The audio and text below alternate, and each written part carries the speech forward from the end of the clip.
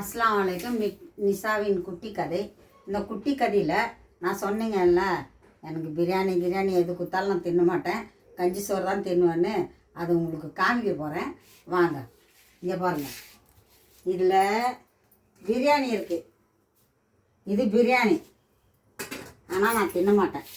இதில் கறி சால்லாம் இருக்குது.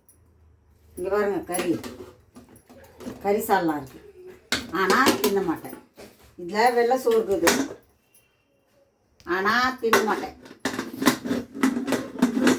இதெல்லாம் தின்னவே மாட்டேன், எனக்கு பிடிக்கவே பிடிக்காது இந்த ஐட்டம்லாம். இதில் பாருங்கள், இதுதான் எனக்கோட பிரியாணி.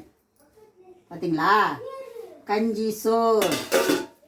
இதுக்கு பேர் என்ன? கருவாடு. இதுதான் நான் செஞ்சு இப்போ சாப்பிட போகிறேன். இதெல்லாம் எனக்கு பிடிக்காத விஷயம். அதனால் என்னை யாருமே அவங்க வீட்டில் சேர்த்துக்குவாங்க. ஏன்னா கஞ்சி சோறு தானே தின்றேன் நான். அவங்க வீட்டில் அறமாக சேர்த்துக்குவாங்க. இதுதான் என்னோடய ஐட்டம். நான் விஜய் சாரை பற்றி சொன்னது ரொம்ப ஸ்லோவாக சொல்லிக்கிறேன், எனர்ஜி இல்லாமல் சொல்லிக்கிறேன். அவர் பேசுனது, அவர் பண்ணது எல்லாம் சூப்பர். இப்படி தான் இருக்கணும், இப்படி தான் ஜெயிக்கணும். நாட்டுக்கு நல்லது செய்யணுன்னா இப்படி தான் இருக்கணும். அப்படியே இருங்க. உங்களுக்குன்னு எடுத்து வைக்காமல் நீங்கள் அந்த ஏழைங்களுக்கு செலவு பண்ணுறதுனால அல்லாஹ் உங்களுக்கு நிறைய கொடுப்பாரு, எக்கச்சக்கமாக கொடுப்பாரு, இன்னும் கொடுப்பாரு. அவர் தான் உங்களுக்கு இப்போது நல்வழியை காமிச்சிருக்கிறாரு. இப்போ எம்ஜிஆர் நம்ம இறந்துட்டோமே, எம்ஜிஆரை விட்டுட்டோமே, நம்மளுக்கு யாரும் இல்லையே அப்படின்னா எம்ஜிஆர் உங்கள் கூடவே வந்திருக்கிறாரு.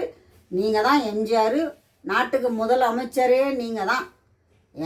உறுதியாக சொல்லிக்கிறேன், எம்ஜிஆர்னா விஜய் தான். எம்ஜிஆருக்கும் 3 எழுத்து, விஜய்க்கும் 3 எழுத்து. எம்ஜிஆர்னா நீங்கள் தான். கரெக்டாக சாய்ஸ் பண்ணிக்கிறாரு அல்லாஹ். 3 எழுத்து எம்ஜிஆருக்கு, விஜய்ன்ற பேரில் ஒருத்தன் வருவான் அப்படின்றது கரெக்டாக தேர்ந்தெடுத்திருக்கிறாரு. இதுதான் விஜய், சூப்பர். இப்படி தான் பேசணும், திகிரமாக இருக்கணும். அவர் பேசினா இருப்பார்.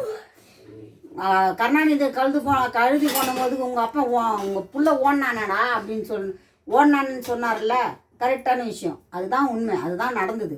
இழுத்துன்னு போகும்போது உடந்து அவர் தான். அது அவங்க இப்போ பேரனே சொல்லிக்கிறார் ஒரு இதில், எங்கள் அப்பா எங்கள் அப்பா எங்கன்னா எங்கள் அப்பா வீட்லேயே இல்லை அப்படின்னு.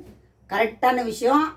நடந்துக்கா, ஜெயிச்சு முன்னேறு. நான் இருப்பேனோ இல்லையா எனக்கு தெரியாது, எலெக்ஷனில் நீ ஜெயிக்கிறது இல்லைன்னு எனக்கு தெரியாது. ஆனால் நான் மேலே இருந்து பார்ப்பேன், மேலேருந்து உனக்கு ஆசீர்வாதம் பண்ணுவேன். சூப்பர். அஸ்ஸலாமு அலைக்கும்.